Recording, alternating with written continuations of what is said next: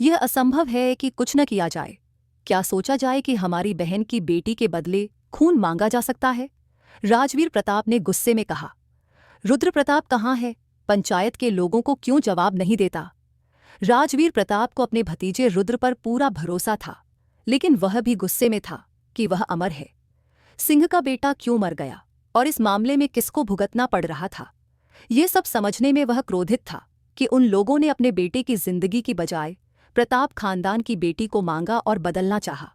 जो लड़की गई, उसके साथ क्या होगा, यह पूरे गांव को अच्छे से पता था। रुद्र यहाँ नहीं था। विक्रम प्रताप ने सिर हिलाकर कहा कि वह भाई नहीं है। अमर सिंह का बेटा मारकर कहाँ चला गया? क्या उसे यह नहीं पता कि अब इस मामले को पंचायत में उठाया जाएगा? राजवीर जी काफी गुस्से में थे। इतना क्यों चिल्ला रहे हैं? अचानक रुद्र प्रताप के प्रवेश पर वहां मौजूद सभी लोग चुप हो गए।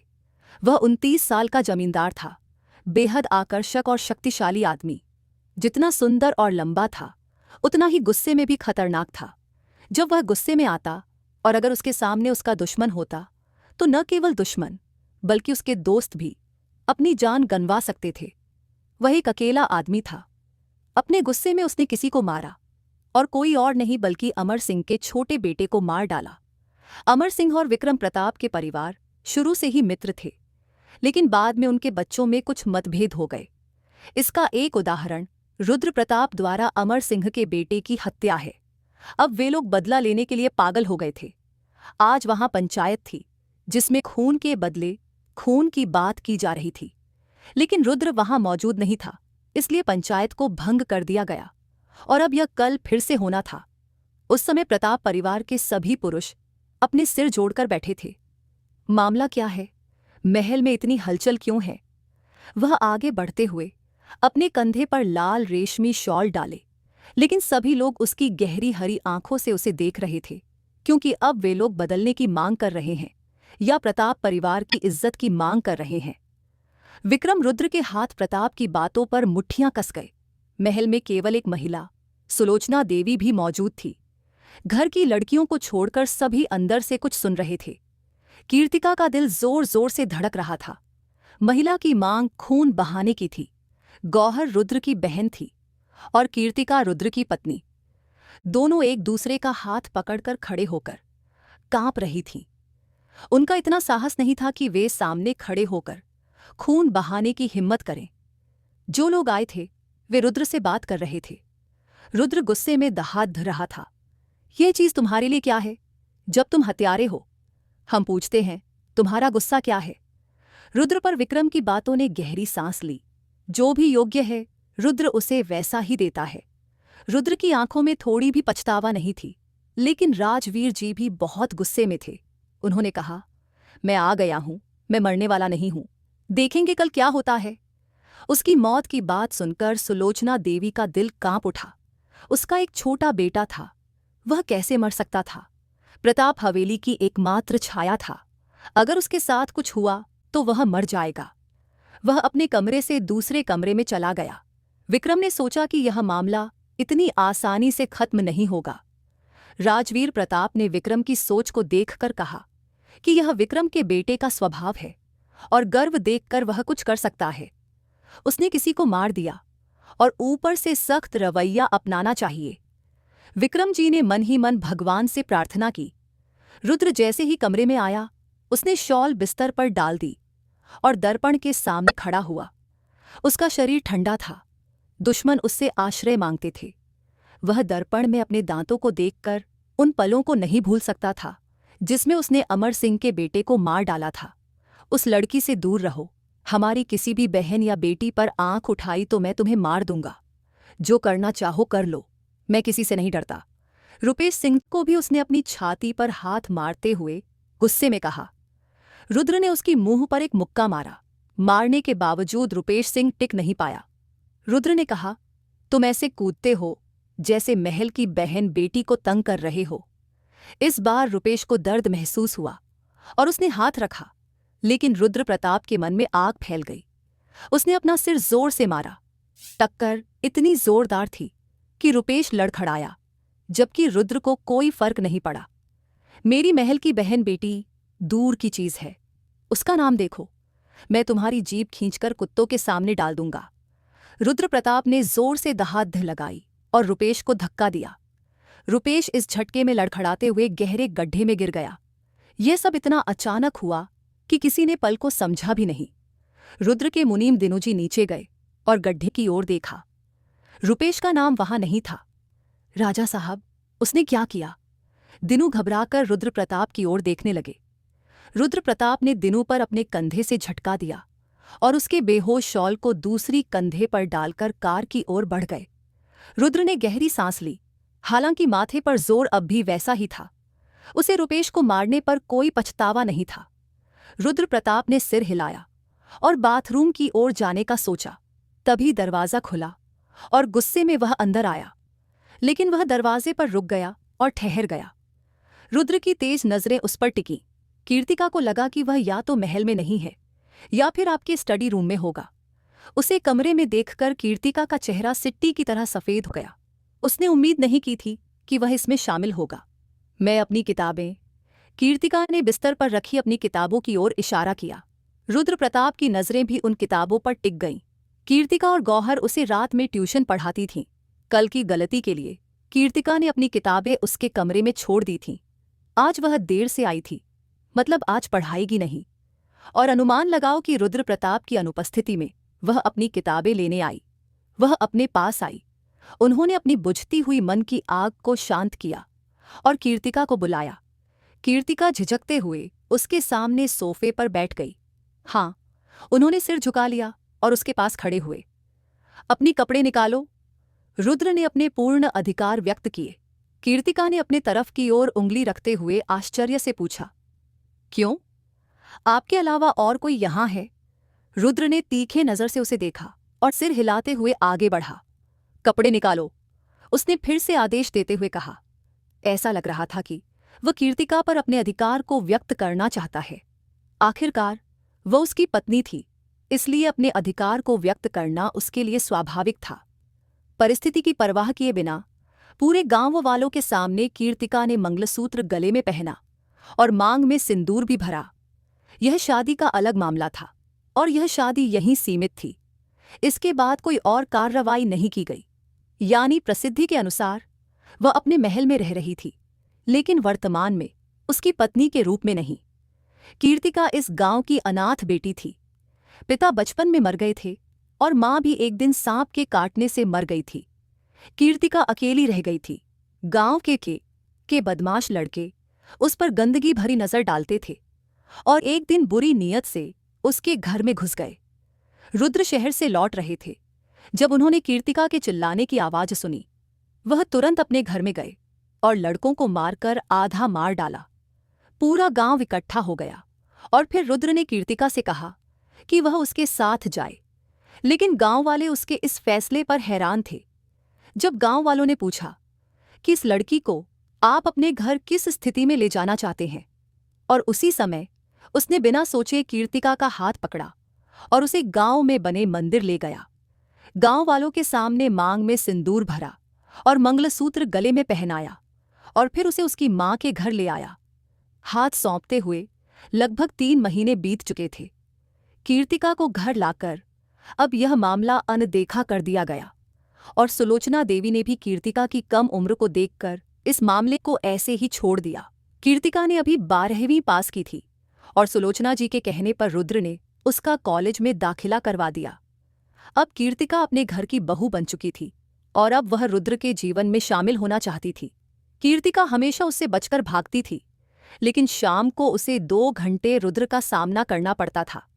जब वह और उसकी बहन गौहर उसे पढ़ाती थीं, रुद्र कभी उस पर ध्यान नहीं देता था और यह कीर्तिका के लिए बहुत अच्छा था। लेकिन आज जिस तरह रुद्र का तेवर था, कीर्तिका अंदर से डर गई थी। अब वह जल्दी से अपने हाथों से कपड़े उतारकर काबर्ड पर रख रही थी। काले ट्राउजर और टी-शर्ट को हटा रही थी। ठीक है, जब तक मैं शॉवर लाकर खड़ा हूं, ऐसे ही रहो, अपनी जगह से हिलो मत। सोफे से खड़े होकर उसके पास। उसके आसपास की खुशबू बाथरूम में फैल गई। ओह, अब मैं यहाँ खड़ा हूँ। इस शेर को मारने के लिए क्या करना था? अब मैं यहाँ से कैसे निकलूं? ये शेर एक खाने वाला था। उसने अपने होठों को दबाया और दांतों से बंद बाथरूम के दरवाजे को देखा और सोच रहा था, रुद्र के हाथ में अब नाइट ड्रेस थी। मैं एक काम करता हूँ, ड्रेस बिस्तर पर पहनकर यहाँ से किताबें ले जाता हूँ और निकल जाता हूँ। वह जल्दी से ड्रेस पहन रही थी और बिस्तर पर किताबें उठा रही थी कि तभी रुद्र बाथरूम से बाहर आया। उसके शरीर पर तौलिया लिपटा था और दूसरा बाल सुखा रहा था। उसका चौड़ा नग्न सीना, जिस पर पानी की बूंदें चमक रही थीं, कीर्तिका की गर्दन पर उभरा हुआ गांठ जैसा दिखा और फिर गायब हो गया। कीर्तिका तुरंत अपना चेहरा मोड़ लिया। किताबें हाथ में थीं और उसके हाथ जोर से कांप रहे थे। मैंने तो तुम्हें क्या कहा था, मेरी ड्रेस कहाँ है? रुद्र ने तेज आवाज में कहा। वह बिना कपड़े बाहर आया था। उसके दिमाग की बत्ती दोनों आंखों में जली थी। अपने तौलिए को नहीं दिखाना। उसने माथे पर जोर डाला और दर्पण के सामने खड़ा हो गया। मेरी शर्ट पकड़ो। कीर्तिका आगे बढ़ी, लेकिन शर्ट पकड़ते हुए उसने आंखें झुका लीं और उसे नहीं देखा। लेकिन रुद्र ने उसकी शर्ट पकड़ने के बजाय उसका कलाई पकड़ लिया और उसे अपनी ओर खींच लिया। वह इस अचानक हमले के लिए तैयार नहीं थी। सीधे उसके नग्न सीने से जा टकराई। दिल 120 की गति से धड़क रहा था। इतनी शर्म और किस लिए? मैं अपनी पत्नी हूं। उसने उसकी आंखों में गहरी नजर डाली। उसके बाल कानों के पीछे धीरे धीरे गिर रहे थे। कीर्तिका की पलकों को उसके गालों पर झुका हुआ था। उसके चेहरे की लाली देखकर रुद्र प्रताप के अंदर सुकून महसूस हुआ। उसने आगे बढ़ा और कीर्तिका ने अपने होंठ उसके माथे पर रख दिए, पलकों को उठाया और आश्चर्य से उसे देखा। मुझे पहनाओ। उसने रुद्र को नई परीक्षा देना चाहा कि वह डर रहा है। किशोर की तरह कीर्तिका ने अपने होंठों से यह नाम कहा जो बहुत प्यारा था। वह कांप रही थी, हाथों में शर्ट गले में लिपटी हुई और गहरी सांस भरी। दिल में जलन का एक चक्र बन गया था। अगली शर्ट पहनने के बाद कीर्तिका ने रुद्र प्रताप की अगली चीजों की ओर अविश्वास भरी नजरों से देखा। उसके चेहरे पर गंभीरता थी, लेकिन आंखों में शरारत साफ दिख रही थी। उसने अनजाने में पूछा, कुछ नहीं लिया? जब यह छोड़ती हूं तो मैं कमरे में सब कुछ बता दूंगी। उसने अर्थपूर्ण ढंग से कहा और सामने खड़े होकर उसके बाल सुखाने लगा। कीर्तिका को ऐसा लगा कि जिसने उसकी जान बचाई वह तुरंत कमरे से बाहर आ गया। जब उसने 2 कदम बढ़ाए तो उसे याद आया कि किताबें अंदर छूट गई हैं, लेकिन वह फिर से जाने की हिम्मत नहीं कर सकी। वह जानती थी कि रुद्र सबके सामने और अकेले होने पर पूरी तरह अलग रूप में होता है। दिल पर हाथ रखते हुए वह गौहर के कमरे की ओर गहरी सोच में डूब गई। क्या हुआ मेरी जान, तुम उदास क्यों हो? उसने उसके पास बैठकर पूछा। जब से वह इस महल में आया था, गौहर के साथ उसकी बहुत अच्छी दोस्ती हो गई थी। कीर्तिका ने भी गौहर को अपनी असली बहन जैसा मानना शुरू कर दिया था और गौहर ने भी कीर्तिका से कम प्यार नहीं किया। वह बहू की तरह नहीं बल्कि बहन की तरह ज्यादा प्यार करती थी। कीर्तिका को पता था कि आदित्य सिंह और उसका भाई सबसे अच्छे दोस्त थे, लेकिन अब दोस्ती अचानक दुश्मनी में बदल गई थी। वे रुपेश सिंह, जिसे उसके भाई आदित्य सिंह ने मारा था, का छोटा भाई थे। अब नहीं पता कि क्या होगा, कल फिर पंचायत होगी। कीर्तिका ने दुखी होकर कहा। यह सुनकर गौहर को लगा कि आदित्य सिंह खून के बदले महल के आदमी से कुछ मांगने वाला है। गौहर ने अपनी आंखें कसकर बंद कीं और अतीत के एक पल को अपनी आंखों में देखा। आदित्य सिंह, यह तुम्हारा क्षेत्र है, लेकिन यहाँ के सिक्के का मुखिया बनने की कोई औकात नहीं है। गौहर ने गुस्से में मुंह बनाते हुए कहा, मैं यहाँ अपने सिक्के चलाने नहीं आई हूँ। मैं बस ये कहने आई हूं कि मेरे भाई के खिलाफ शिकायत वापस लो, वरना और क्या। किससे डरते हो तुम? ये तुम्हारा गांव नहीं है कि मुझे चुनौती दो। यह शहर है और हम विश्वविद्यालय में पढ़ाई करने आते हैं, और यहाँ तुम्हारा भाई रोज लड़कियों को परेशान करता है, इसलिए उसका परिणाम भी वही होना चाहिए। ठंडी आवाज में बिना डरे आदित्य सिंह की आंखों में देखकर कहा, भूलो मत कि तुम एक मुखिया को चुनौती दे रहे हो, और जब सरदार खुद आता है तो तब वह यह नहीं देखेगा कि उसका क्षेत्र किसी और के यहाँ खड़ा है। शिकायत वापस लेना बेहतर होगा। आदित्य ने गुस्से में उसके तरफ 2 कदम बढ़ाए और कहा, कभी नहीं, जो करना है करो, मैं तुमसे नहीं डरता। गौहर ने भी बिना डरे उसे थोड़ा जवाब दिया और फिर वह पलटकर आदित्य की ओर गुस्से में बढ़ गई। वे बहुत गुस्से में थे। तुम अपनी समझ में रहो और मेरी छोड़ो, गौहर ने कहा और आदित्य की कलाई पकड़कर उसे छुड़ाने की कोशिश की। हमेशा मुझे याद रखना, आज जो तुम्हारी जीप मेरे पास है, क्या है ना? अगर कभी तुम्हें फिर मेरी जान लेने की कोशिश हुई तो मैं तुम सभी को सजा दूंगी। जीवन याद रखना।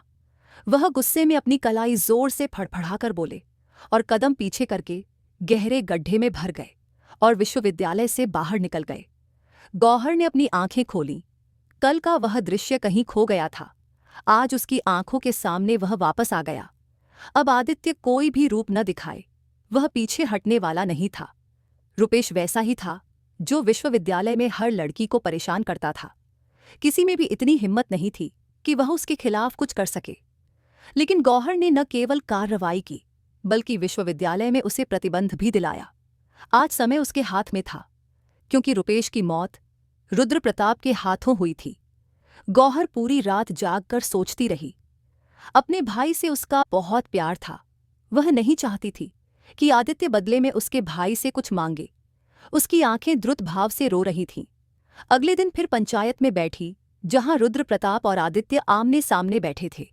इस समय आदित्य की गहरी काली आंखों में लाल डोर चमक रही थी।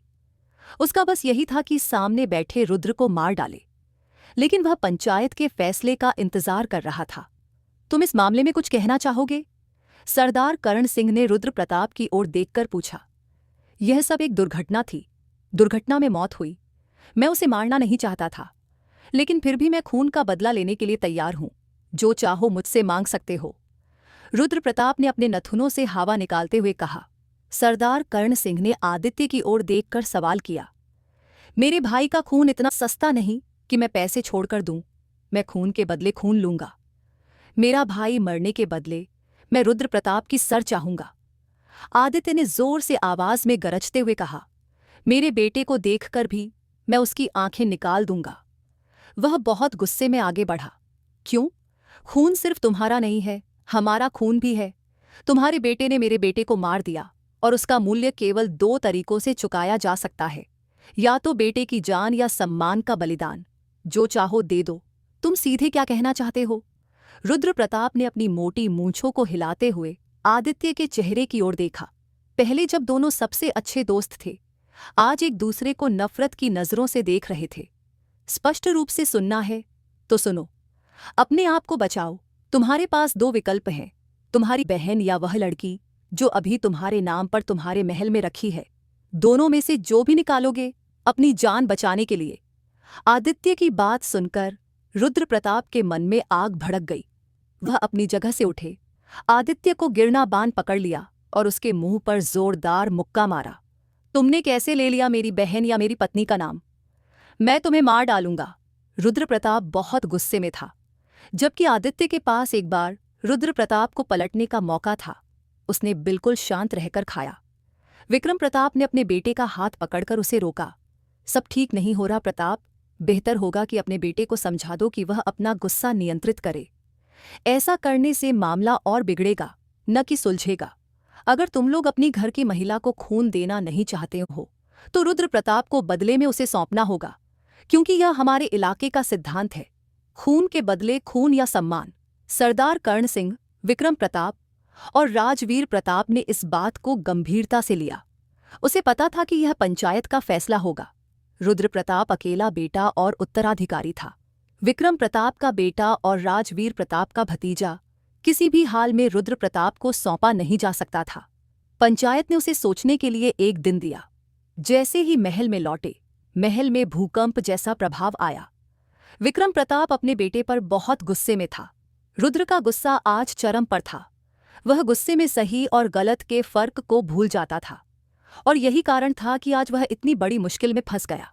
ठीक है, अगर वे मेरी जान चाहते हैं तो मैं देने के लिए तैयार हूं, लेकिन मेरे महल की किसी लड़की को मेरी आंखों के सामने उठाएंगे तो मैं उन्हें मार डालूंगा। और एक अपराध की सजा अगर मौत है तो 1 से अधिक सजा केवल यही है। अगर मैं मरूं तो मैं भी मार डालूंगा। रुद्र ने गुस्से में शॉल झटकते हुए कहा। तुम क्यों नहीं समझते रुद्र प्रताप, तुम हमारे अकेले उत्तराधिकारी हो, हम तुम्हें खो नहीं सकते। विक्रम प्रताप ने समझाया। क्या तुम सोचते हो कि रुद्र प्रताप इतना कमजोर है कि उसका सम्मान संभाल नहीं पाएगा? क्या तुमने सुना नहीं कि वह क्या कहता है? मैं अपनी पत्नी के लिए मांग कर रहा था। उसे यह शब्द कहने की जरूरत कैसे पड़ी? अगर तुम बीच में नहीं आते तो वह मार डालता। उन लोगों ने भी तुम्हारी बहन का नाम लिया। राजवीर प्रताप की आवाज धीमी हो गई, जबकि गौहर पर्दे से सुन रही थी, और कीर्तिका दोनों के पैरों के नीचे फिसल गई।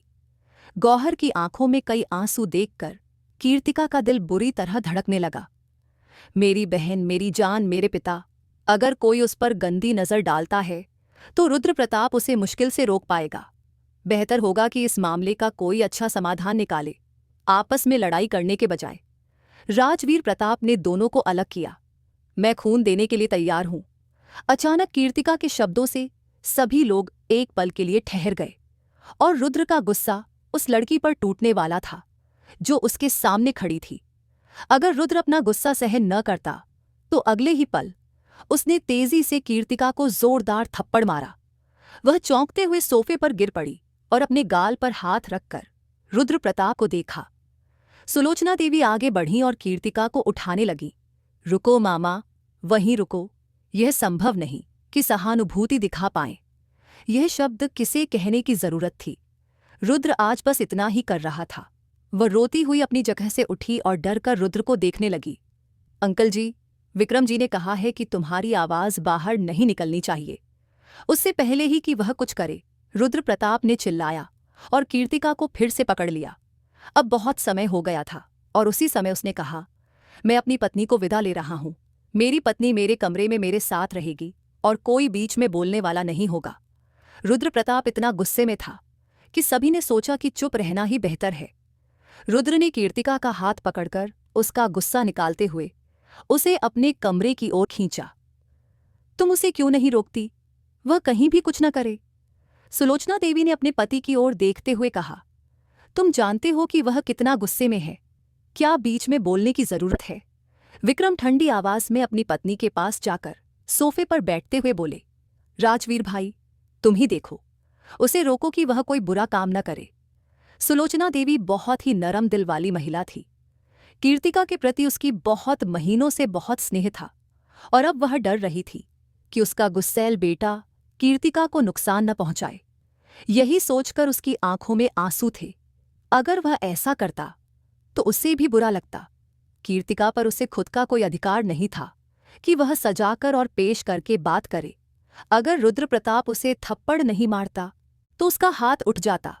अब वह आम गांव की लड़की नहीं, बल्कि प्रताप परिवार की बहू और सम्मान की पात्र थी। राजवीर प्रताप ने अपना गुस्सा दिखाते हुए उसे पकड़कर कमरे की ओर ले गए। इसका मतलब यह था कि कोई भी उसकी बात सुनने के लिए तैयार नहीं था। गौहर आगे बढ़ी और मां की बाहों में शरण ली। मां ने आंसू बहाए, लेकिन समय की कठिनाई को सहा। रुद्र प्रताप ने कीर्तिका को कमरे के बीच में लाकर जोर से जमीन पर पटक दिया। उसका चेहरा जमीन पर गिर गया। कलाई में पहने बांगड़े टूट गए और जमीन पर चूर चूर हो गए। रुद्र प्रताप झुककर उसके बालों को कसकर पकड़ लिया। तुम जाना चाहती हो? खून बहाना चाहती हो? हाँ, कहना चाहती हो? मैं तुम्हें खून के बदले खून भेजूंगा। क्या तुम जानती हो कि खून बहाने में क्या होता है? आज मैं तुम्हें बता दूं ताकि तुम्हारी इच्छा भी पूरी हो। रुद्र ने उसे अपनी आंखों में देखते हुए कहा, मेरा नाम मत लो। उसने बहुत सम्मान दिया। बहुत सम्मान देना और तुम खून बहाने की बहाने बना रही हो। रुद्र प्रताप बहुत गुस्से में था। वे गौहर से मांग करेंगे, वह निर्दोष है, वे उसे चोट पहुंचाएंगे। कीर्तिका रोते हुए कहने लगी, मैं खुद को पेश करूं, मैं मर जाऊं। रुद्र ने अपनी छाती से चिल्लाते हुए आए और उसे पकड़ लिया। वह रुंधे हुए हिचकियों के साथ रो रही थी। रुद्र ने पीछे हटकर उसे हटाना चाहा, लेकिन उसने मजबूती से कॉलर पकड़ रखा। अगर वे तुम्हें मारेंगे तो मार दें, मुझे कोई फर्क नहीं पड़ता कि तुम भगवान को क्या करोगे। तुम्हें कुछ होने से पहले कीर्तिका मर जाएगी, वह प्यार भरे स्वर में बोली। लेकिन फिर भी रुद्र का गुस्सा कम नहीं हुआ। अगर उसने कीर्तिका को अब जमीन से उठाया तो वह भी अपनी छाती से चिपक गई और उसकी हरी आंखों में देखने लगी। मैं तुम्हें खोना नहीं चाहता रुद्र। उसने फिर अपनी छाती से उठकर देखा। उसके दिल में डर था। वह लोगों को देख रहा था। तुम्हारा बदला लेने का कोई अवसर नहीं था, और गौहर भी कल से रो रो कर परेशान थी।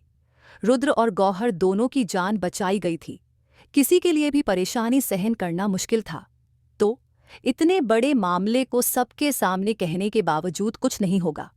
रुद्र प्रताप ने कहा, मैं बांगड़े नहीं पहनती, ईंट को मैं जानता हूं कि पत्थर से कैसे जवाब देना है। अगर तुम ऐसा कुछ कहो तो कसम से मैं तुम्हें मार डालूंगा। उसने अपनी थप्पड़ के निशान को देखकर कहा। उसकी गाल पर 5 उंगलियों के निशान साफ थे। यह देखकर रुद्र का दिल जाग उठा।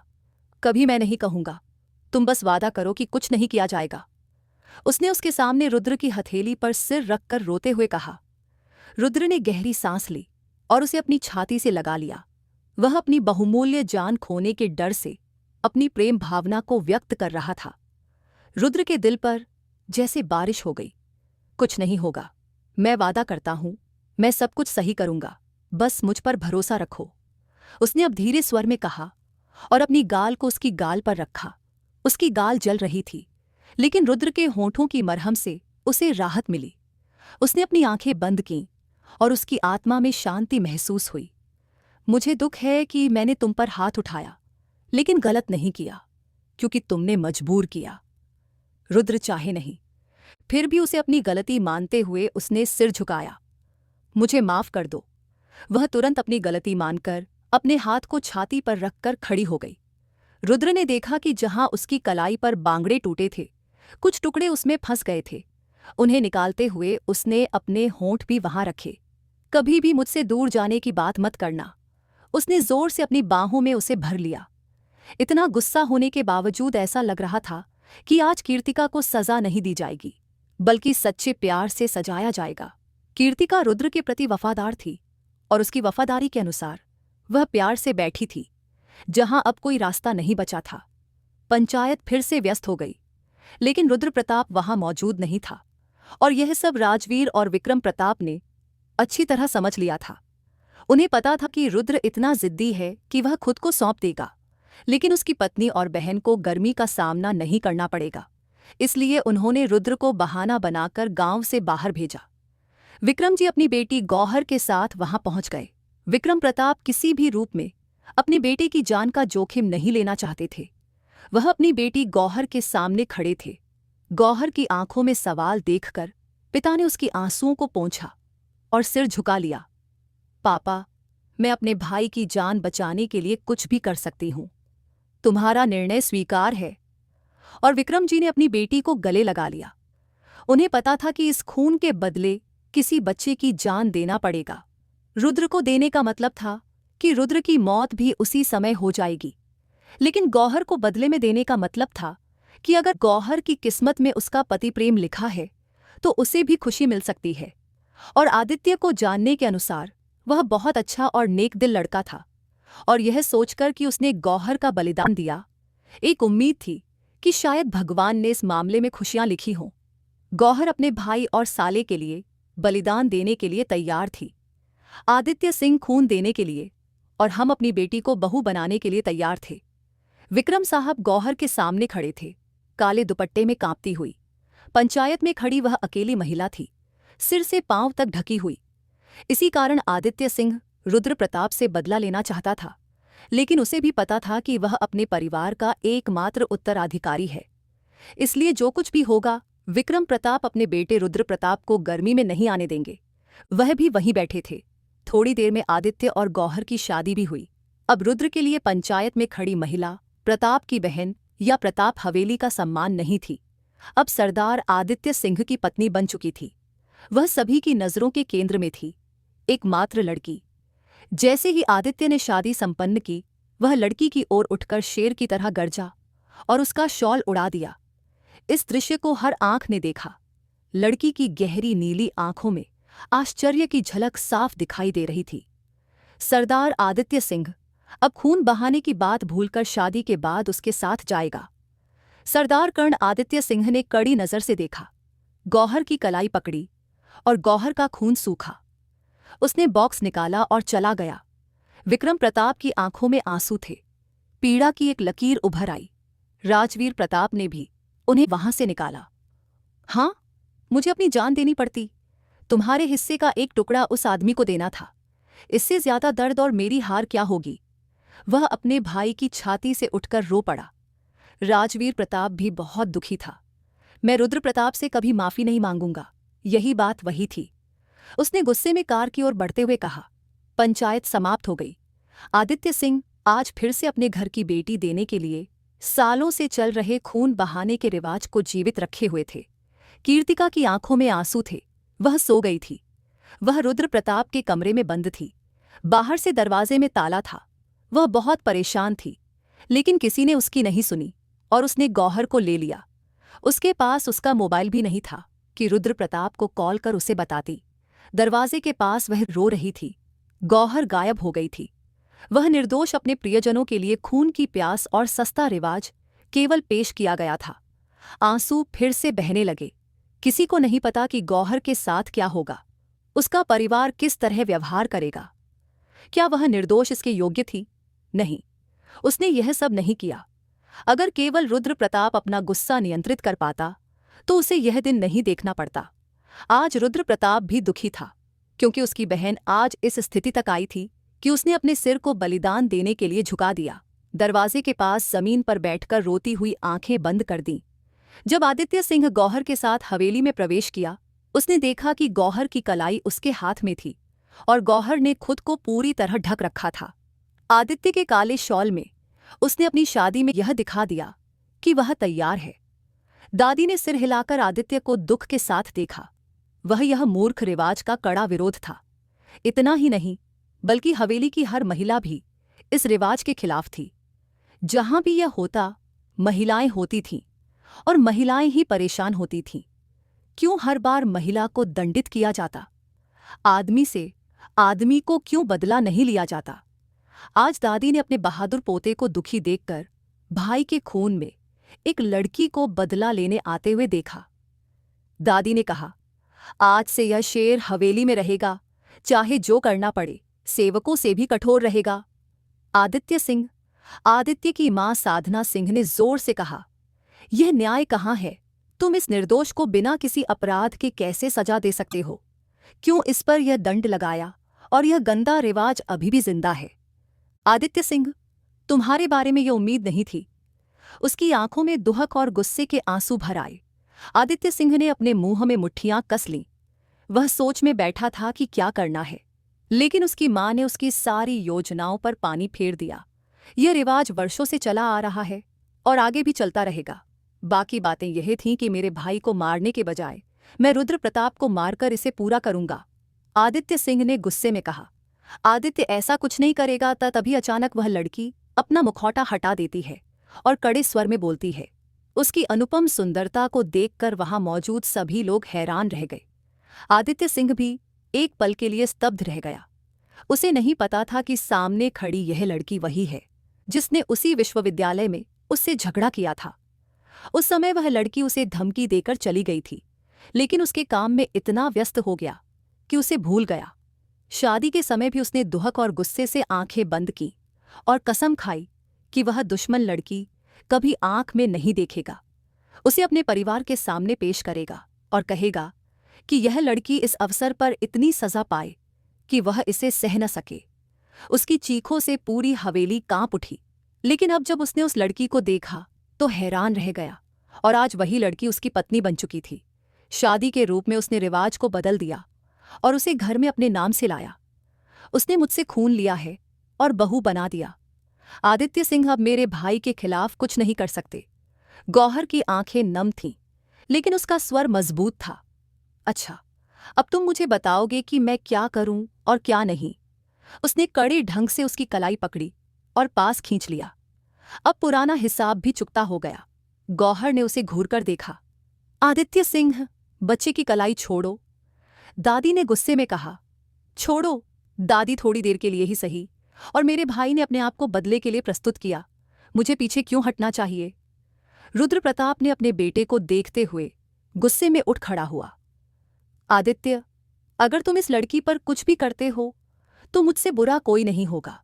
क्यों मैं मां का उत्पीड़न शुरू करूं? पत्नी को मैंने तुम्हारे साथ पत्नी बनाकर लाया है। मैं उसे अपने कमरे में रखूंगा और कमरे के अंदर पति पत्नी जो करते हैं वह केवल कमरे तक ही सीमित रहेगा। उसकी बातों से गौहर और मां का दिल भी झुलस रहा था। उसने देखा कि उसका बेटा आदित्य सिंह कितना जिद्दी है। वह गौहर को दुहक भरी नजरों से देख रही थी। इतनी नाजुक और निर्दोष लड़की, क्या इस छोटे से बेटे का गुस्सा वह सह पाएगी? उसका दिल सोचते हुए कांप रहा था। उसने आदित्य का गुस्सा नियंत्रित किया और गौहर की कलाई पकड़कर अपने कमरे की ओर बढ़ाया। गौहर उसके बात सुनकर खड़ी हो गई। उसे नहीं पता था कि अब वह उससे कैसे बदला लेगा। कमरे में ले जाते समय उसका शरीर डर से कांपने लगा। क्या हुआ?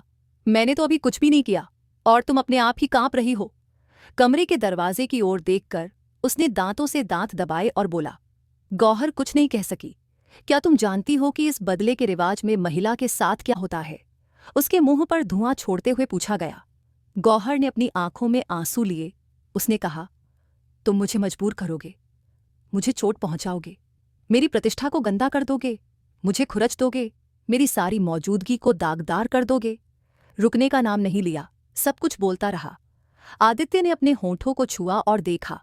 कुछ क्षणों के लिए गहरी चुप्पी छा गई। ठीक है, तुम होशियार हो, मुझे समझाने की कोशिश मत करो, लेकिन इस थोड़ी और जटिलता के साथ लाते हैं। इस तरह तुम इसका आनंद नहीं उठा पाओगी। आदित्य सिंह सोफे पर पीछे हटते हुए बैठ गया। उसने दोनों हाथ सोफे पर फैलाए और कपड़े हटाए। उसने अपने अधिकारों की तरफ देखा। गौहर ने उसे कांपते हुए देखा। उसे लगा कि शायद उसने कुछ गलत सुन लिया। वह पत्थर जैसी खड़ी हो गई। तुमने नहीं सुना? विश्वविद्यालय में मैंने बहुत पढ़ाई की है, इतनी अंग्रेजी आएगी। वही जमावड़ा बोल उठा कि कपड़े हटाओ। इस बार आदित्य ने जोर से गरजते हुए उसे कच से कपड़े हटाने के लिए कहा। गौहर डर के मारे अपने शरीर से शॉल हटाकर बिस्तर पर रख दिया। अब उसका हाथ उस चादर पर गया जिसे हटाया गया था और वह जमीन पर गिर गई। उसके सुंदर शरीर के अंगों का खुलासा फ्रॉक में हुआ। आदित्य सिंह ने जीवन में पहली बार महिला की सुंदरता देखी। वह सिर झुकाए और बहुत कांप रहा था। अपने हाथ पीछे करते हुए उसने फ्रॉक को नीचे किया। फ्रॉक उसके कंधों से ढक गया और उसके सुंदर आकार और स्पष्ट हो गए। आदित्य सिंह की आंखों के सामने अब कोई संदेह नहीं था कि वह बेहद सुंदर थी। उसकी दमकती और चमकती हुई शरीर की सुंदरता उसकी मालिकाना शक्ति की गवाही दे रही थी। सामने खड़ी लड़की ने कभी भी खुद को छुआ तक नहीं था। आदित्य सिंह की फिसली आंखें उसी जगह पर टिक गईं, लेकिन उसकी आंखें बंद थीं। नशे में बहती आंसू उसकी आंखों से बहकर गर्दन के पास गिर रहे थे। आदित्य को लगा कि ये आंसू उसके होंठों तक पहुंचेंगे, लेकिन इस फल को वह अभी भी याद रख रहा था। आदित्य अपनी जगह पर हिल नहीं रहा था। उसने आंसू रोक दिए और आंखों से गौहर को देखता रहा। वह कांपती हुई हाथों के साथ अपनी ट्राउजर की ओर बढ़ी, लेकिन अब वह इससे ज्यादा कुछ नहीं कर सकी। उसने अपना चेहरा छुपाया और कड़वा रोती रही। उसकी धैर्य अब खत्म होने को था। आदित्य अपने स्थान से उठकर उसके करीब आया और उसके नाजुक कमर पर हाथ रखा और उसे अपने सीने से भी लगाया। क्या हुआ? बस इतना साहस दिखाया। उसने उसकी आंखों में गंभीरता से देखा, जबकि उसके नाजुक और कोमल स्पर्श ने उसके सीने पर महसूस होकर अंदर एक चिंगारी जगा दी। आदित्य सिंह के दोनों हाथ उसके कंधों पर रखे हुए थे और उसकी आंखों में हल्की शिकायत थी। जैसे ही उसने अपनी आंखों में शिकायत देखी, आदित्य का माथा तन गया। यह आंखें शिकायत दिखा रही हैं, यह बिल्कुल ठीक नहीं है। तुम खुद चाहते हो कि तुम्हारे भाई को सजा मिले, तो फिर ये आंसू क्यों? उसकी आंखों के नीचे का छोटा काला तिल देखा और ठंडी आवाज में कहा। गौहर ने उस चुंबकीय चेहरे को देखा और वह आदमी जिसे देखना सुंदर था, उतना ही दिल से बुरा भी था। उसने अपनी पलकें झुका दी। चलो, तुम्हारा साहस बढ़ाते हैं। मैंने अपने आप को इस हद तक समझाया। यह किसी कम साहस का मामला नहीं था। मैं जानती हूं कि इस शादी में आने के बाद औरत को कैसे संभालना है। उसने उसे पीछे के बिस्तर पर रखा और शर्ट खोलने लगी। गौहर ने डरते हुए देखा। उसकी शर्ट में छलांग लगाई। एब्स और मांसल शरीर दिखा और गौहर का दिल जोर से धड़कने लगा। वह पीछे की ओर थोड़ा हिली और आदित्य ने दोनों हाथों से उसे झुकाया और फिर उसके ऊपर कहने लगा, अब क्या सोच रही हो? बदले का खेल खेलोगी? उसकी कांच जैसी आंखों ने आदित्य की गहरी काली आंखों में देखा। गौहर ने अपने हाथ को उसके कंधे पर रखकर हटाने की कोशिश की, लेकिन आदित्य ने अपने हाथों से उसकी कलाई और सिर दबाए रखा और उसके सुंदर अंगों की कोमलता की हलचल को देखा। सच में देखो, मैं पहला आदमी हूं जिसने तुम्हें छुआ। उसके नाजुक स्पर्श अंगुलियों से छुए गए थे, लेकिन फिर अचानक उसकी कोमलता कठोरता में बदल गई। गौहर की हिचकी तेज हो गई। आदित्य ने धधकती आंखों से उसे देखा। बहुत नाजुक हो तुम। मेरा दिल और मेरी चाहत झेल नहीं सकती। इतनी थोड़ी छूने पर ही हिचकी आ गई। उसने उसके अंगूठे में देखा।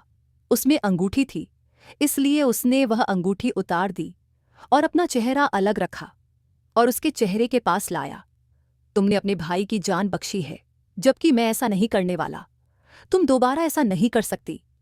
गौहर आंसू रोकते हुए कठोर स्वर में बोली। मैं क्या कर सकती हूं?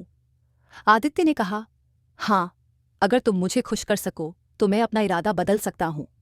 उसने उसे अपने ऊपर लिटा दिया। क्या? इसका मतलब क्या है? आदित्य के स्पर्श को देखकर वह चौंकी और बोली, सिर्फ मेरा सहारा बनो।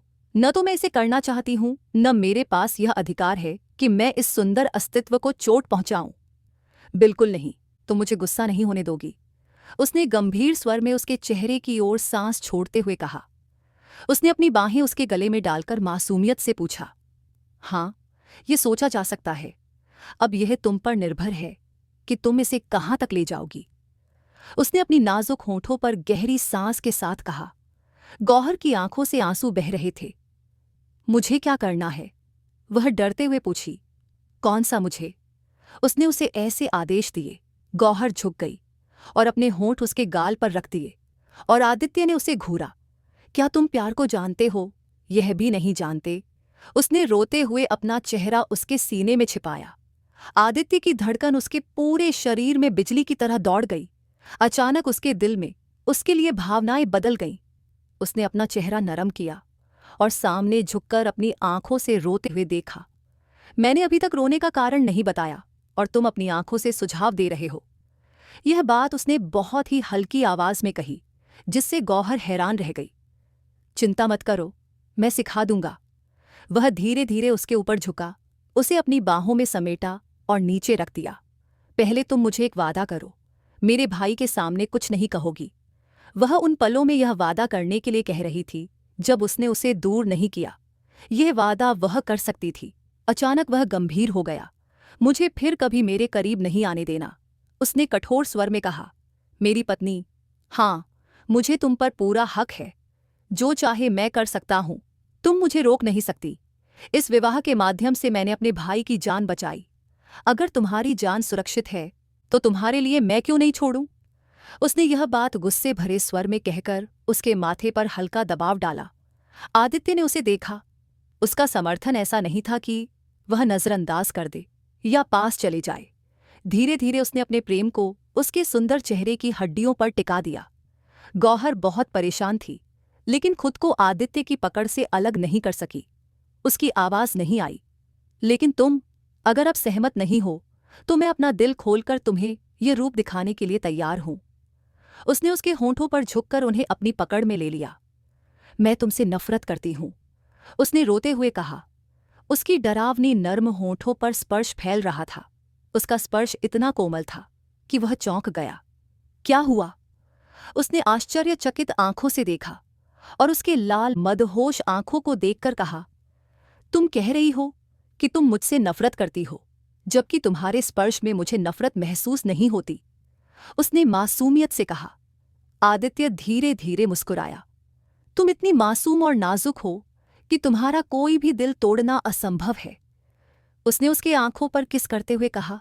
उसके होंठों की ठंडी छुआन ने उसके जलते हुए दिल को ताजगी दी और फिर धीरे धीरे उसने पूरी तरह से सब कुछ भूलकर उसे अपनी बाहों में ले लिया। गौहर भी उसकी कोमलता पर आत्मसमर्पण कर गई। रात के लगभग 2 बजे दरवाजा खुला और रुद्र प्रताप अंदर आया। दरवाजे के पास कृतिका उसके घुटनों पर बैठी थी। उसे देखकर वह चौंक गया। कृतिका, कृतिका, उठो, या तुम क्यों बैठी हो? रुद्र प्रताप परेशान हो गया। कृतिका ने नीमी आंखों से रुद्र की ओर देखा और बोली, तुम आ गए। तुम कहाँ गई थीं? उसने फटकारते हुए पूछा। वह रोते हुए गिर पड़ी और बहुत जोर से रो रही थी। रुद्र ने उसे उठाकर अपनी बाहों में लिया और बिस्तर पर बैठाया। जब वह बिस्तर पर बैठी तो पीछे हटने लगी, लेकिन कृतिका ने कड़क होकर पकड़ लिया। मुझे सच बताओ, आखिर क्यों तुम इतना रो रही हो? उसने उसके पास बैठकर कहा। गौहर अपने बालों से उसे प्यार भरे अंदाज में पूछ रही थी और पीछे चल रही थी। तुम देर क्यों कर दिए? रुद्र, तुम्हें जाना ही नहीं चाहिए था। तुमने क्यों गया? कृतिका समझ नहीं पा रही थी कि आज वह कैसे तंगी और कठोर स्वर में कह रहा था। पहले अच्छे से आराम करो, व्यर्थ अपनी सेहत खराब मत करो। चलो उठो, हाथ धोकर आओ, फिर बात करेंगे। वह उसे आराम से बोल रहा था, लेकिन कृतिका ने कहा, नहीं, मुझे अभी बात करनी है। तभी दरवाजे पर दस्तक हुई। रुद्र जब आगे बढ़ा और दरवाज़ा खोला तो सुलोचना जी वहां थीं। माँ, मुझे अभी कृतिका से बात करनी थी, रुद्र प्रताप ने गंभीर अंदाज में कहा। रुद्र, तुम बहुत लेट हो गए, चलो फ्रेश हो जाओ, मैं खाना देती हूँ। नहीं माँ, मुझे भूख नहीं है, मैं बस आ गया। वे अकेले बाथरूम में चले गए। कृतिका ने रुद्र प्रताप को कुछ बताने की कोशिश की, लेकिन रुद्र ने अपने माथे पर हल्का दबाव डालते हुए कहा, आंटी जी, गौहर, चुप रहो, अभी इस बात को मत करो। जो कुछ भी कहना है वही कहना चाहिए, लेकिन अनफिट बात मत कहो, वरना सभी को परेशानी होगी। लोग सब कुछ नहीं जान सकते। गॉड ने गौहर को साहसी बनाया है, उसने आज तक किसी के साथ बुरा नहीं किया। फिर भगवान ने मेरी बेटी के साथ बुरा क्यों किया? सुलोचना जी ने आंसू पोंछते हुए कहा। अब चुप हो जाओ, उसने खुद जो दर्द सहा उसने हमें बताया। मजबूर होकर भी उसने साहस दिखाया। अपनी बेटी को बचाने के लिए उसने अपनी बेटी को बलिदान किया। हालांकि पहले उसने इसको बचाने के लिए विरोध किया, लेकिन उसका विरोध काम नहीं आया, बल्कि उसे चुप कर दिया गया। उन्होंने उठकर दरवाजे की ओर बढ़े और कृतिका भी उठकर अपनी छाती से हल्का बोझ उतारना चाह रही थी। उसे पता था कि गौहर उसकी बेटी है और उनके खून की कीमत उसके दिल में कितनी गहराई से महसूस हो रही है। सुलोचना जी ने सिर पर हाथ रखकर रोते हुए चुपचाप वहां से चली गई। कृतिका बिस्तर पर लेटी हुई थी, रोते हुए, और जब रुद्र प्रताप पास आए तो वह उठकर उनके गीले सीने पर अपना सिर रख गई। रुद्र प्रताप ने अपने गर्म गालों की गर्मी महसूस की। उसका शरीर उस समय जैसे तंदूर की तरह था, और उसके शरीर की गर्मी भी रुद्र को महसूस होने लगी। तुम बहुत गर्म हो, कृतिका, तुम्हें बुखार है? उसने प्यार से पूछा और अपने हाथ को उसके गले के चारों ओर रखा। नहीं, मैं बस चाहती हूं कि तुम मुझसे दूर मत जाओ। मैं खुद तुम्हें और ज्यादा कसकर पकड़ रही हूं, नहीं तो तुम्हारी बस चली जाती। उसने रुद्र प्रताप को सब कुछ बता दिया।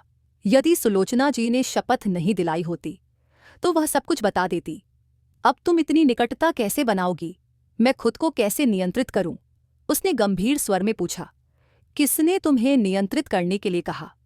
रुद्र ने उसका सिर उठाकर पूछा। रुद्र प्रताप ने उसके होठों पर झुककर अपनी स्पर्श फैलाया। कृतिका पूरी तरह डर गई थी, लेकिन रुद्र प्रताप ने एक भी पल के लिए उसे नहीं हटाया। इस आदेश पर रुद्र प्रताप ने अपना सिर तकिए पर रख दिया और होंठों को और जोर से पकड़ लिया। कृतिका की सांसें गहरी और टूटती हुई थीं। उसके नाखून रुद्र के कंधे में कसकर थे। उसकी अनियंत्रित स्थिति को देखकर रुद्र ने थोड़ा पीछे हटकर कहा, क्या हुआ? सिर्फ एक होंठ ही तो। रुद्र प्रताप अपने हालात का आनंद ले रहा था और मुस्कुरा रहा था। उसकी शैली इतनी झलबीनी लग रही थी कि कृतिका ने अपने होंठों पर शिकायत करते हुए पूछा, इतना और करना है या आज का डोज यही काफी है?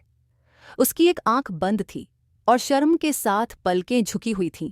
फिर अगले ही पल उसके हाथ से रुद्र ने उसका शर्ट उठाया और उसकी नर्म त्वचा को देखा। होंठों की धार दबा रखी थी। कृतिका ने खुद को उसके चौड़े सीने में छिपा लिया और कहा, क्या हुआ? मेरे पास 2 अधिकार हैं। रुद्र ने उसे धीरे से तकिए पर पीछे लेटा दिया और कहा, कृपया ऐसे मत देखो। उस समय उसने सब कुछ भुला दिया, केवल रुद्र को सोच रही थी और उसकी कंपनी में कुछ भी याद नहीं रखना चाहती थी। रुद्र ने उसे अपने मजबूत घेरे में लेते हुए धीरे धीरे उसके ऊपर अपनी छाया फैलाई। उसकी आंखें उसकी गहराई में कंपन महसूस कर रही थीं और वह सभी हदें पार कर रहा था। कृतिका के सिसकियों की गूंज उस कमरे में थी और रुद्र ने गहरी सांस लेते हुए उसके कानों पर अपने होंठ रख दिए। उसके लंबे बाल उसके सीने पर बिखरे हुए थे। वह सब करते हुए अपने भीतर और अधिक कठोर भावनाओं में डूबा हुआ था। उसके होंठों को कसकर पकड़ रखा था। रुद्र पूरी तरह अपने दिल में खो गया था। उसका सिर उसके सीने पर टिका हुआ था। गौहार को अचानक आंख खुली और उसने देखा कि गौहार की सुबह से तेज बुखार थी और अदितिया के साथ हुई घटनाओं के कारण वह बहुत परेशान थी। वहीं दादी गौहार का सिर ठंडे पानी से सेंकते हुए बैठी थीं और सोच रही थीं। सच बताओ, आदित्य ने तुमसे कुछ बुरा किया? आदित्य ने एक पल के लिए दादी की बात पर टक्कर देखा। गौहर उसकी पत्नी थी, उसके अधिकार में थी, लेकिन उसने अपनी नाजुकता को देखते हुए उसे पूरी रात नरमी से संभाला और अब गंभीर स्वर में लगाए गए आरोप को सुन रहा था। अगर अब वह जाग गई तो पूछेगी कि उसने कितना उत्पीड़न सहा।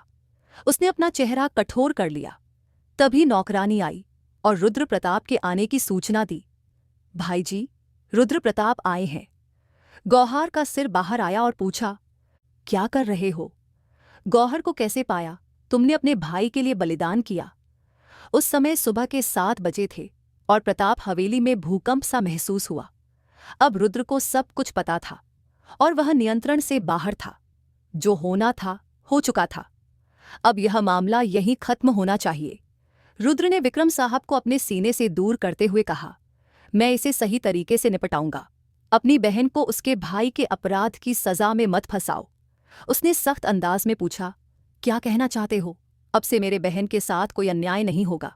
बहन को भेजा गया बहाना अब रद्द है। विक्रम साहब ने कहा, रुद्र तुम जा रहे हो? यह लड़ाई फिर से शुरू क्यों?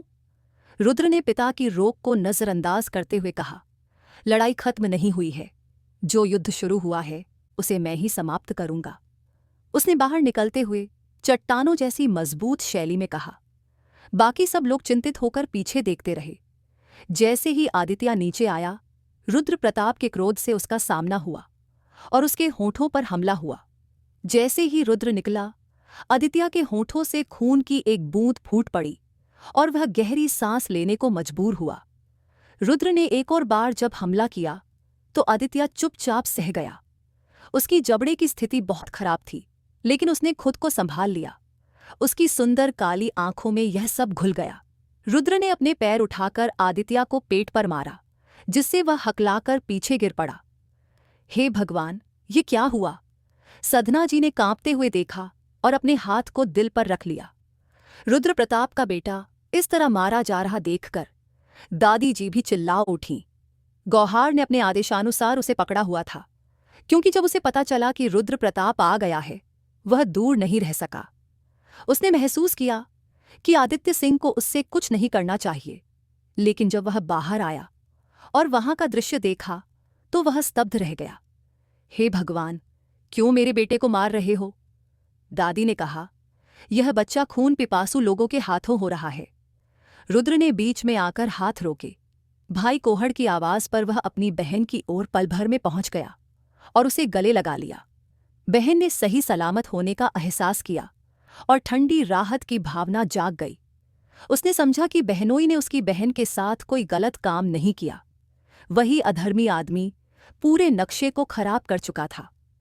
दोनों भाई बहन अपने दिल में सोच रहे थे और जलते हुए एक दूसरे से मिलकर राहत महसूस कर रहे थे। गौहार ने कहा, मेरे बच्चे अब ठीक हैं? रुद्र ने उसके माथे पर चुंबन किया और गौहार ने उत्तर दिया, हाँ भाई, मैं ठीक हूं, बस हल्का बुखार है। उसने हंसने की कोशिश की, लेकिन सफल नहीं हो सका। बस मेरा बच्चा रोए नहीं, मैं तुम्हें लेने आया हूं, मेरे साथ चलो। वो उसका कलाई पकड़कर बाहर ले जाने लगा। गौहर ने गर्दन मोड़कर आदित्य सिंह गर्ल की ओर देखा, जिसकी आंखों में गुस्से की आग जल रही थी, लेकिन वह सिर्फ रुद्र की ओर देख रही थी। अब भाई, मेरा घर अब सुरक्षित है। उसने अपना हाथ बचाया। रुद्र प्रताप खाली हाथ देखकर सोच में पड़ गया। भाई, तुम्हें उन पर हाथ नहीं उठाना चाहिए था। आदित्य सिंह के पास धीरे धीरे बढ़ते हुए बुद्धिमानी से कदम रखे। आदित्य सिंह ने अचानक ऐसा व्यवहार किया, लेकिन उसे देखकर आश्चर्य हुआ कि उसे दर्द नहीं हो रहा। उसके हाथ उसके दुखी गाल पर टिके हुए थे। गौहार की आवाज में चिंता थी। तुम कुछ नहीं कर सकते? आदित्य सिंह ने सख्त अंदाज में कहा, जब तक मैं हूं कुछ नहीं होगा। गौहर की पलकें झपकती रहीं, दिल में सोच रही थी, मुझे मारना होगा। उसका हृदय बुरा हो गया और उसने मन ही मन गाली दी, तो मारो, कौन रोक रहा है? उसने सोचा, पहले भाई ने उसका भाई मार दिया और अब वह जीवित है। रुद्र ने आदित्य की ओर मुड़कर देखा और कान पर हाथ रख दिया। सिर दाहिने बाएं हिलने लगा। यह अब क्या है? गौहर विश्वास नहीं कर रही थी। तभी विक्रम साहब और राजवीर साहब भी वहां पहुंच गए। सदना जी तुरंत साड़ी का पल्लू अपने सिर पर ले आईं। गौहर के पिता की आंखों में आंसू थे। विक्रम साहब अपनी बेटी को देखकर दुखी थे और अपने किए पर पछतावा कर रहे थे।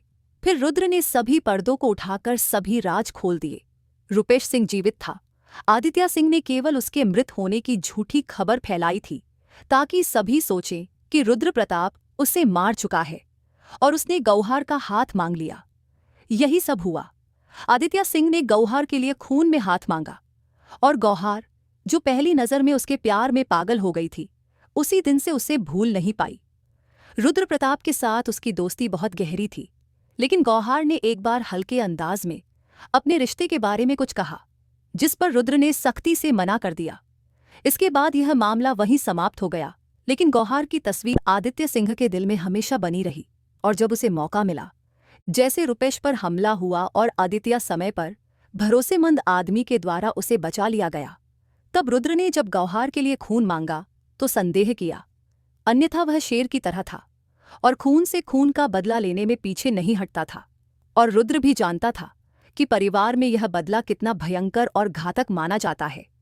इसके बावजूद आदित्य ने इस विधि को आगे बढ़ाया और बदले के लिए गौहर को मांगा। रुद्र ने तब संदेह किया कि कुछ गहरा और काला है। उसने अपने खास आदमी की निगरानी की। रात में उसे सारी सच्चाई पता चली। फिर वह देर रात घर पहुंचा और बाकी सब कुछ देर से हुआ। आदित्य सिंह ने गौहर को अपना नाम लिखवाया। रुद्र ने देखा, उसने नाक से हवा छोड़ी और बहुत गुस्से में था। रुद्र प्रताप के शब्द उसके मुंह में ही अटक गए। सभी बुजुर्गों को देखकर वह अपने होंठ दबा रहा था। आदित्य सिंह ने बहुत गलत किया था। किसी की बहन या बेटी के विवाह में इस तरह का तरीका नहीं अपनाया जाता। प्यार के सैकड़ों तरीके हैं, लेकिन इसका मतलब यह नहीं कि सिद्धांतों और परंपराओं को तोड़ा जाए। उसके पिता ने गुस्से में कहा और गौहर की ओर देखा, जिसने अब भारीपन और निडरता के साथ मुंह खोला था और सब चुपचाप उसे देख रहे थे। अब केवल गौहर की नाराजगी की चिंता थी। सभी की बहस लंबी चली और अंततः निर्णय गौहर को सौंपा गया। उसका चेहरा बुखार के कारण लाल था। वह अपनी जगह से उठी और हकलाई और अगले ही पल बिना किसी की परवाह किए उसने आदित्य को अपनी बाहों में लिया और अपने शॉल से उसे ढक लिया। गौहर ने गहरी सांस ली और रुद्र ने फिर से आदित्य को देखा और सब कुछ समझ गया। रुद्र प्रताप ने अपनी पत्नी की हालत देखकर कहा, मेरी पत्नी की तबीयत ठीक नहीं है, उसे आराम की जरूरत है। तुम लोग खाना खाने के बाद जाओ।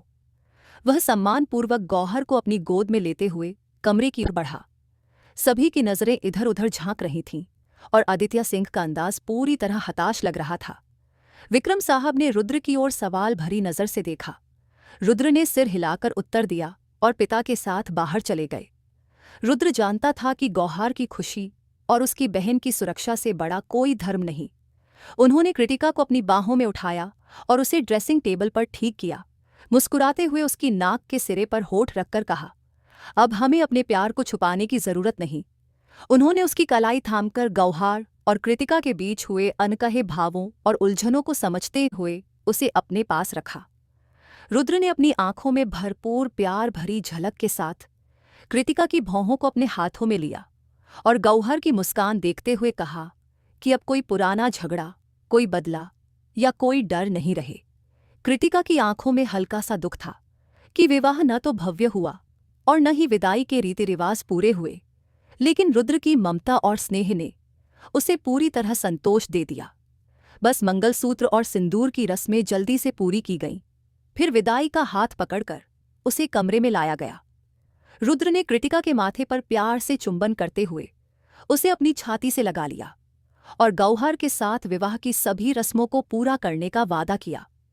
उसने कृतिका को अपनी बाहों में भर लिया, उसे आराम और सुरक्षा का एहसास कराया और देखा कि आज अंततः हर दिल का दर्द खत्म हुआ, हर मन की इच्छाएं पूरी हुईं। कहानी यही सिखाती है कि परिवार में प्यार, समझ और सहानुभूति सबसे बड़ी शक्ति है। जो भी संघर्ष, झगड़ा या बदला कभी भी हमारे रिश्तों को कमजोर कर सकता है, केवल सच्चा प्यार और धैर्य ही उसे मजबूत बना सकता है। आज का दिन यही संदेश देता है कि चाहे कितनी भी मुश्किलें आईं, प्रेम और सम्मान के साथ हर बाधा पार की जा सकती है। दोस्तों, अगर आपको हमारी कहानी अच्छी लगी हो तो हमारे चैनल वंशिका स्टोरी टेलर को ज़रूर सब्सक्राइब करें और कमेंट करके बताएं कि आपको हमारी कहानी कैसी लगी। हम मिलते हैं आपके साथ जल्द ही एक ऐसी रोमांटिक कहानी लेकर। धन्यवाद।